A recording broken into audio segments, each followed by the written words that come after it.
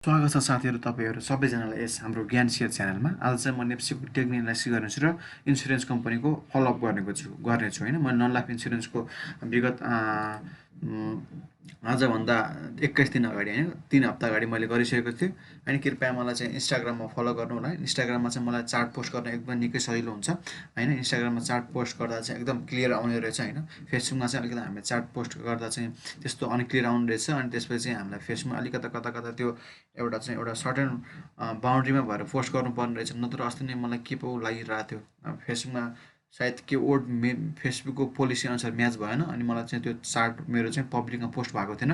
र इन्स्टाग्राममा चाहिँ एकदम सहिलो। इन्स्टाग्राममा भेटिने सबैजना मित्रहरू साथीहरू एकदम म्याच्योर लगानीकर्ता होइन, अब ट्रेडर भनौँ एकदम बुझेका हुनुहुँदो रहेछ र उहाँसँग चाहिँ कुरा गर्न काम गर्न धेरै सजिलो हुन्छ। मैले इन्स्टाग्राममा चार्ट पोस्ट गरेको छु, लुम्बिनी गरेको थिएँ, एसियन लाइफ इन्सुरेन्सको गरेको थिएँ होइन, नेप्सीको बारेमा भनेको थिएँ, अजरको गरेको थिएँ, लुम्बिनीको गरेको थिएँ पहिला, त्यसको फलोअप यहाँ गरेको छु होइन। ल अब सुरु गरौँ हामी नेप्सीको टेक्निक एनालाइसिसबाट। मित्रहरू, नेप्सीको टेक्निक एनालाइसिस मैले हजुरले मेरो अस्ति नै भिडियो हेर्नु भएको थियो भने मैले तपाईँलाई 1 2 3 4 5 दिन अगाडि तपाईँले डराउनु पर्ने केही अवस्था छैन। नेप्सी घट्नुको कुनै कारणै छैन। खेलाडीले जानी जानी घटाए मात्रै हो, नत्र घट्नु कुनै कारण छैन भनेर मैले हजुरलाई यहाँ एउटा विश्वास दिलाएको थिएँ, एउटा एस्योर गरेको थिएँ होइन। त्यही अनुसार हामी माथि बढिरहेको छौँ र हामी टेक्निकल एनालाइसिसको एउटा मुख्य गल्ती के छ भन्दाखेरि जहिले पनि टुप्पोमा पुग्दा हामी घट्छ कि घट्दैन भन्ने कुरो हामी एनालाइसिस गर्न सक्दैनौँ अथवा गर्न चाहँदैनौँ होइन। सके पनि किन भन्दाखेरि जब टुप्पोमा पुगेको बेला हाम्रो एनालाइसिस गरेको अगेन्स्टमा गयो भने हामी गाली खान्छौँ भनेर डराउँछौँ। तर मैले अस्ति नै नेप्से घट्दैन भनेर तपाईँ बढ्छ लगानी गर्नुहोस् भनेको थिएँ होइन। यो दिन अगाडि यो क्यान्डल साइड यो क्यान्डलतिर होला होइन। र कतिपय मित्रहरू ल ठिक छ म पनि हेर्छु भन्नुभएको थियो होइन कमेन्ट सेक्सनमा आएर चाहिँ, तर उहाँहरू चाहिँ अब आउनु भएको छैन। र हाम्रो टेक्निक एनालाइसिस एउटा गल्ती के छ भन्दाखेरि जब यसरी मार्केट घट्छ नि त्यतिखेर हामी बढ्छ है बढ्छ नातिनु भन्छौँ। र नेपाली लगानीकर्ताहरू घटेको बजार जसले बढ्छ भन्छ नि उनीहरूलाई चाहिँ एकदम ब्लाइन्डली फलो गरिदिनुहुन्छ होइन त्यो। तर मैले के भनेको थिएँ, टुप्पोमा घट्दैन तपाईँ ढुक्कबाट लगानी गर्नुहोस् मैले भनेको थिएँ, अस्ति नै भनेको थिएँ। तपाईँ भिडियो हेर्न सक्नुहुन्छ। मैले चाहिँ no correction no reversal only generation भनेको थिएँ। तर त्यति बेलासम्म यहाँ यो लेभलमा हुँदाखेरि क्यान्डल हाम्रो यो क्यान्डल बन्दाखेरि कुनै पनि नेपालको टप टेक्निक एनालाइस्टले पनि त्यो हजुरलाई विश्वास दिलाउन सकेका थिएनन्। र हिजो मात्र केही टेक्निक एनालाइस्टले चाहिँ बजार अब बढ्ने देखियो, ल यो समात्दैछ भन्ने खबर पायो। र मैले तपाईँलाई हाम्रो ज्ञान सेयरबाट मैले तपाईँलाई यहीँ भनिसकेको थिएँ 2-3 दिनमा बजार फेरि बढ्ने छ, यो टेन्सन लिनुपर्ने छैन, मोनिटरी पोलिसी सन्तुलित छ, राम्रो छ भनेको थिएँ होइन। र आज त्यही अनुरूप बढेछ। अब आजको क्यान्डल स्टिकको तपाईँ नेचर हेर्नुहुन्छ भने नि तपाईँ रातो देखे पनि तपाईँ डराउनु पर्ने आत्तिनु पर्ने अवस्थै छैन। आज रातो भनेको हिजो विद्युत नियमन निकायले चाहिँ एउटा जारी निकालेको छ, त्यही भएर हाइड्रोमा अलिकति ऱ्यापिड प्रफिट बुक हुँदा त्यही भएर अलिकति नेप्सीमा करेक्सन आएको हो, बुझ्नु पनि कारण त्यो हो। र आज हाइड्रो त्यस्तो प्रफिट बुक हुँदा तपाईँ के बुझ्नुहोस् भन्दाखेरि तपाईँ फन्डामेन्टल स्ट्रङ बोनस हिस्ट्री राम्रो भएको हाइड्रो किन्नुहोस्। हाइड्रोमा पनि राम्रा एउटा राइजिङ हाइड्रोहरू छन् होइन, बोनस हिस्ट्री राम्रो भएका हाइड्रोहरू छन्, त्यो किन्नुहोस्। किनकि बोनस चाहिँ नजिक नजिक आउँदैछ, त्यही भएर तोरी हाइड्रो पर अब नकिन्नुहोस् होइन। तपाईँ एकदम चलाखो बाटो हो, रिस्क लिन सक्नुहुन्छ भने ट्रेड गर्नुहोस्। र आज क्यान्डल स्टिक हेर्दा के छ भन्दाखेरि हेर्नु त हाम्रो नेप्सी अल्टिमेट एकदम अल टाइम हाई कति 3200 माथि लेभलमा 3224सम्म पुगेर फर्क्यो। र मैले अस्तिदेखि भन्दै थिएँ यो बिचको एउटा मिडल लाइन चाहिँ मिडल लाइनबाट एउटा हाम्रो टेस्ट गर्दै फर्किरहेको छ। लोवर अप्पर रुख जाने फेरि फर्किने, अप्पर रुख जाने फेरि फर्किने, अप्पर रुख जाने फेरि फर्किने, अप्पर रुख क्रस गऱ्यो फेरि फर्क्यो होइन। यहाँ पनि त्यही, हिजो पनि त्यही, आज पनि त्यही भएको छ। मैले अस्ति नै भनेको थिएँ होइन, भनेको थिएँ। अनि नयाँ साथी हुनुहुन्छ भने म नेप्से कुन प्याटर्नमा मुभ हुन्छ भनेर भनेको छु।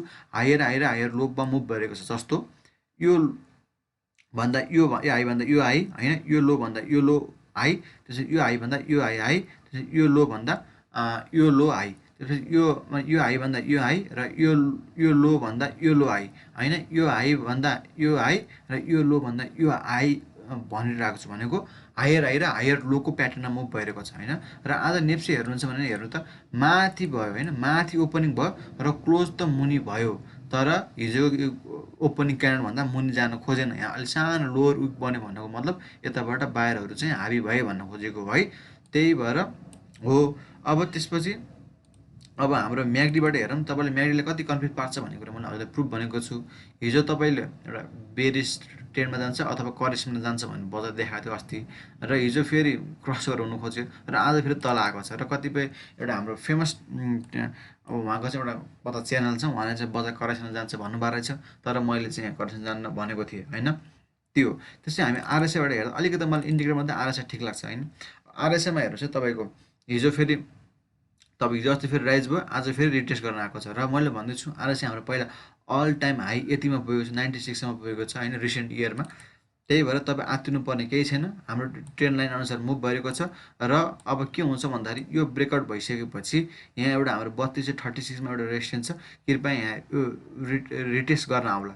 तपाईँको यो आज ब्रेकआउट हुनु त खोज्यो होइन, तपाईँको हिजो ओपनमाथि क्लोज भयो, तर माथि ओपन भयो तर तल गएर क्लोज भयो होइन, ब्रेकआउट गर्न खोज्दैछ। त्यही भएर आत्तिनुपर्ने कुरो झर्नुपर्ने कारण केही छैन होइन। तर तपाईँले यति बेला के हुनु पऱ्यो, केमा फोकस हुनु पऱ्यो, फन्डामेन्टली स्ट्रङ कम्पनीमा, बोनस दिने कम्पनीमा फोकस हुनु पऱ्यो, किनकि बोनस सिजन आउँदैछ है।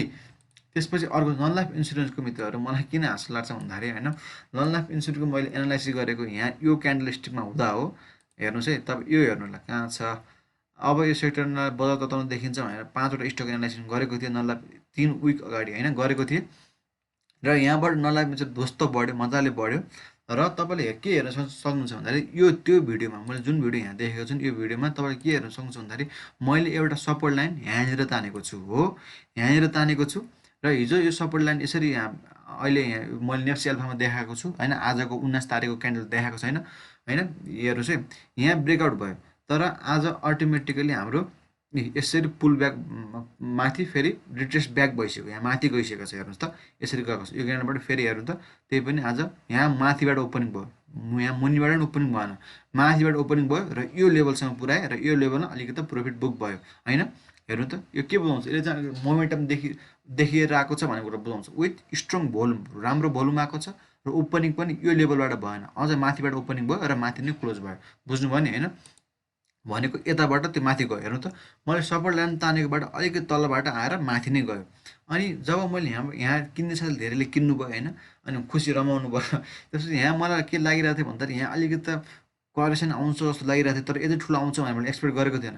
किन करेक्सन आउँछ भन्दाखेरि हेर्नु त यहाँ पहिलाको नेचर हेर्नु, पहिला यहाँ चाहिँ हाम्रो धेरै सेलिङ प्रेसर आइरहेको थियो, भनेको यहाँ अपर विक रिलेसन भइरहेको थियो। यहाँबाट एकदम सेलरहरू हाबी थियो, यो पोइन्टमा चाहिँ सेलरहरूले चाहिँ पहिलाको यो पोइन्टमा किन्ने बायरहरूले चाहिँ यहाँ प्रोफिट बुक गरेको छन्, यहाँ सेलरहरू हाबी छन् भन्ने कुरा देखिन्थ्यो प्रष्टै। कसरी यहाँ अपर विक रिजेक्सन थियो, दुईचोटि हेर्नु त योभन्दा माथि जानु खोजेको थियो, 3टा क्यान्डलहरू, एउटा क्यान्डल, 3टा क्यान्डलहरू चाहिँ यो पोइन्टभन्दा माथि जानु खोजेको थियो, यहाँसम्म पुग्थ्यो, तर सेलरहरू हाबी भएर तल झारेको थियो। र मैले यताबाट झर्छ एक्सपेक्ट गरेको थिएँ, तर यति झर्छ भनेर सोचेको थिएन होइन। यति झरियालो खण्डमा हाम्रो सपोर्ट लेभल यो छ भनेर मैले हजुरलाई त्यो भिडियोमा 21 दिन अगाडि मैले भनिसकेको थिएँ। अलिकति सपोर्ट ब्रेकआउट भयो जस्तो भयो, तर फेरि आज हेर्नुहोस् ब्याकअप भएको छ। तपाईँले धेरै घाटा खानै परेन, किनकि माथि बढिहाल्यो। म तपाईँलाई के भन्छु भन्दाखेरि यो लेभलबाट नन लाइफ इन्सुरेन्स घट्यो भने तपाईँ मेरो च्यानल अनसब्सक्राइब गरिदिनु सक्नुहुन्छ, त्यो चाहिँ ठोक्का गरेर भनिदिन्छु। भर्सक यो लेभल भनेको म भर्सक होइन, यो लेभलबाट त जाँदैन होइन। यदि तपाईँ यो लेभलबाट झऱ्यो भने मेरो च्यानल अनसब्सक्राइब गरिदिँदा हुन्छ, त्यति ग्यारेन्टी दिइदिन्छु म होइन। यो लेभलबाट त झर्नै सक्दैन, तर यदि केही कदम कदाचित खेलाडीले जान झाऱ्यो भने यो लेभलभन्दा मुनि जाँदैन नन लाइफ इन्सुरेन्स। र यो लेभलबाट त 100%मा 99% यो लेभलबाट जाँदैन नन लाइफ इन्सुरेन्स होइन, किनकि एउटा स्ट्रङ एउटा सपोर्ट जोन छ। मैले तपाईँले यो लाइन तानेको आज होइन मित्रहरू, 21 दिन अगाडि यो लाइन तानेको छु, त्यो भिडियो हेर्नु होला नपत्ताए होइन। र आज फेरि हाम्रो यसरी यही एरियाबाट फेरि हेर्नु त यहाँसम्म आयो। जस्तो कस्तो भन्दाखेरि मैले यहाँ लाइन तानेको थिएँ एउटा होइन, अल्ट एच भनेको यो रातो लाइन चाहिँ मैले पहिला 21 दिन अगाडि तानिसकेको थिएँ यो ठाउँमा। र हेर्नु हिजो अलिकति ब्रेकआउट भएको जस्तो भयो, तर हेर्नु न, तर भोल्युम पनि फेरि घट्दै आइरहेको थियो कि। हेर्नु त सपोर्ट लेभलमा भोल्युम घट्दै आएको, अनि त्यसपछि क्यान्डल साइज पनि अलिक सानसानो हुँदै आएको र आज माथि बढ्यो। हेर्नुहोस् है, मैले यो 21 दिन अगाडि तानेको यो लाइन चाहिँ आज होइन मित्रहरू नन लाइफ इन्सुरेन्स। र नन लाइफ इन्सुरेन्स तपाईँलाई म एउटा के भन्न चाहन्छु भने मैले एउटा चाहिँ यो एनालोजी पनि हजुरलाई सजेस्ट गरेको थिएँ होइन, उहाँले किन्नुभयो र यसरी घट्दा सर तपाईँले किनेको सजेस्ट गर्नुभयो, मैले किनेँ भन्नुभयो होइन। तपाईँले अलिकति धैर्यता गर्ने क्षमता छँदै छैन कि। मैले हजुरलाई के भनेको थिएँ, सपोर्ट यो लेभलमा भने कति बेला 1088मा एउटा स्टप लस राख्नु भनेको थियो होइन, र त्यति बेला मात्र तपाईँ मार्केटबाट एक्जिट हुनु, त्यो लेभल हिट गर्यो, जति बेला एकदम हाई भोल्युम आयो भने एक्जिट हुनु भनेको थियो। तर हेर्नु त यो क्यान्डलले जब तपाईँको मेरो सेट गरेको स्टप लस तोड्यो नि, भोल्युम हेर्नु त, भोल्युम आएकै छैन कि, प्यानिक हुने कन्डिसन थिएन। कतिजना डराउनु भयो। आज फेरि हेर्नु त माथि ओपनिङ भयो, हेर्नु त हिजो यहाँसम्म क्लोज भएको थियो, आज ओपनिङ हिजो कतिसम्म क्लोज भएको थियो भनेको 1096मा क्लोज भएको थियो, आज ओपनिङ कति भयो 1110मा ओपनिङ भयो र क्लोज माथि पुग्यो। त्यही भएर धैर्य त गर्नुपर्छ मित्रहरू होइन। तपाईँ अलिकति त बजार खस्किँदै डराउनुहुन्छ, मलाई धेरै सोध्नुहुन्छ होइन। अब हेर्नु त अहिले तपाईँको फेरि आज यताबाट ओपनिङ भएर माथि क्लोज भयो। मैले के भनेको थिएँ, यहाँ स्टप लस राख्नुहोस्, तर भोल्युम यहाँ भनेको 1088मा स्टप लस राख्नु होला, तर भोल्युम हाई आयो भने मात्रै सेल गर्नु होला भनेको थियो।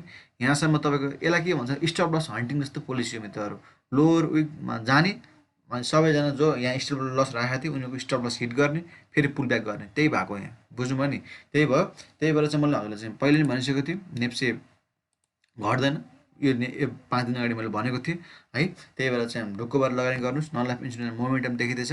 त्यही भएर चाहिँ कुनमा सर्किट हानिरहेको छ त्यो पछि लाग्ने होइन मित्रहरू। त्यही भएर भन्छ नि पोर्टफोलियो भनेको डाइभर्सिफाइड हुनुपर्छ, डाइभर्सिफाई हुनुपर्छ। सबै सेक्टरको एउटा एउटा स्टक हुनुपर्छ तपाईँसँग, ताकि भोलि एउटा घट्दा अर्कोले तपाईँको त्यो पोर्टफोलियो राम्रो बनाओस् होइन। एउटा एउटा इन्डेक्समा बुल मोमेन्टम आयो भने तपाईँको जुन इन्डेक्समा बुल मोमेन्टम आयो भने तपाईँको पोर्टफोलियो बढिराखोस्। त्यही भएर पोर्टफोलियो डाइभर्सिफाई हुनुपर्छ भनेको यही हो। त्यही भएर मसँग चाहिँ यो इन्स्टाग्राममा लिङ्क हुन सक्नुहुन्छ होइन। मैले चाहिँ इन्स्टाग्राममा चार्ट पोस्ट गरिरहन्छु, चार्ट एकदम क्लियर आउनेछ। ल साथीहरू माया गर्नुभएको छ, माया गरिराख्नु होला, धन्यवाद।